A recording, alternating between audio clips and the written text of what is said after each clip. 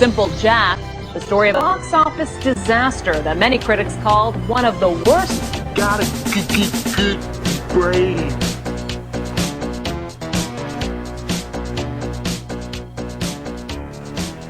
Hey guys, welcome aboard. Plazma at 1945 with you, and here's a Fox 1 for you. Yeah, that Fox 1 is on its way, and of course in a flanker we're going to turn off our track to make sure the missile flies up quietly to its target, and we're going to re-engage it in 4 seconds to get that lock again and surprise the enemy, except when we lock them again, absolutely nothing happens. The missile no longer maneuvers.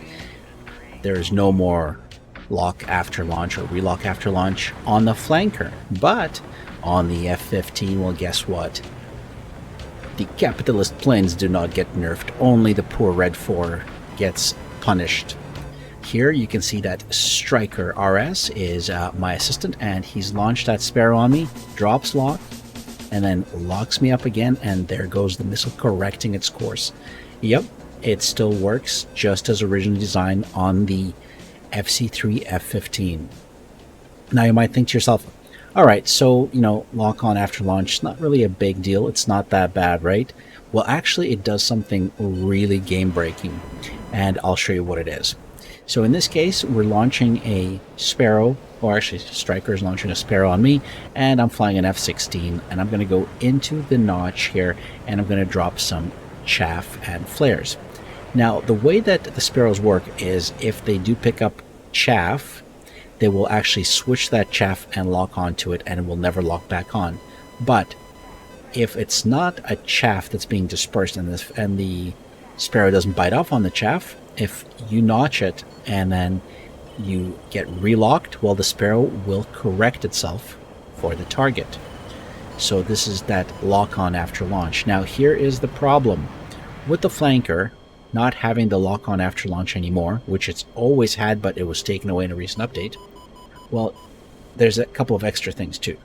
First off, unlike the A120, the battery on a Fox 1 R27 only lasts 1 minute. And keep an eye on that G meter on the bottom of the screen, guys. If the number goes to 1G and stays there, that means the missile is no longer guided. So in this case, we're actually going to see that happen here. As we hit the 1 minute mark here on the countdown, you'll see the missile go to 1G and kind of tip out of the sky.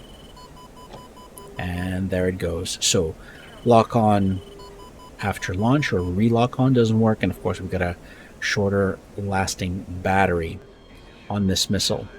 Alright, well, what about a good shot? So here we go. We've got a good shot here. Our timer is up and running again, and this is another shot by Striker on yours truly, Plazma, or maybe it's the other way around. I'm not sure who was defending, but I do want to say thanks to Striker, both for deliveries but also for participating here. And the missile is tracking him. Now what's going to happen is it's going to lose lock and go stupid. It still has plenty of time in its battery, but it was notched, and now as I lock Striker up again, the missile will not reacquire. So that's pretty terrible. Now what this means is that if you're flying in Growling Sidewinder, you're probably going to get lucky. Or your enemy might get lucky by just simply doing a 180 and going through a notch and breaking off your missile.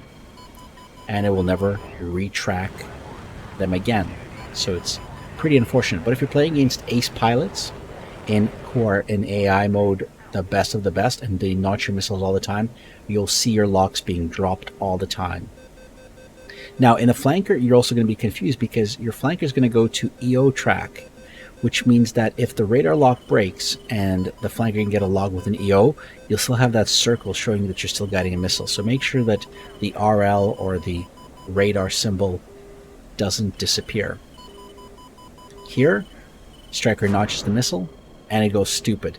Now if you guys wait till about 7 minutes, we're going to go to the TACVIEW, and you'll actually see that even though he notched it, the missile still had time to correct itself because I relocked him again. Well, the old missile. The new missiles, no can do. Here, this is a 4-mile launch on me, top down, full speed. The missile's burning, and guess what? It bites off on the chaff just above me at that range and goes for the chaff, trying to pull a 24G turn instead of just flying straight into me. Let's watch this again. So I'm out of speed here.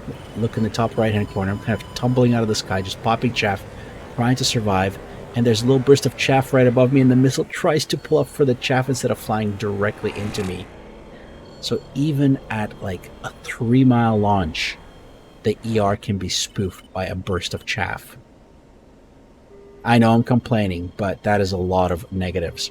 Now, we know the flanker's Fox 3, the R-77, is very weak. I put out a video about it, and I'm sorry. And it seems every time I put out a video, the missiles get nerfed, so maybe it's all my fault. Alright, so in this case, another launch on me. This missile was actually taking its sweet time to get to me, but it goes dumb here, goes for the chaff. I evade the missile, but if the missile was able to relock me again, it would have actually killed me, because it was traveling at still 900 knots, so it had plenty of speed. So we got another one here. So same deal as you watch Striker's screen in the top left-hand corner. You'll see the missile tracking me, and then all you gotta do is just pop a little bit of chaff or hit the 90 for about 1 or 2 seconds, and you are home safe. So for those of you who are flying NATO planes, you can be completely safe that a flanker will never hit you as long as you hit 90 degrees. If a flanker is going to fire an ET on you or an RN-73, just pop some flares and you'll be completely safe. Should you be flying a flanker? Should you be using a flanker? I don't know anymore. I think this is just going to turn into... DCS is going to become an F-16, F-18 simulator at this point, guys. Let me know in the comments. I mean, we got to have Red 4, but yeah, there you go. Another ER just bites off on the chaff and just flies right through it. You know me, guys. I love my flanker. This makes me really sad. Well, let's go to the TAC views.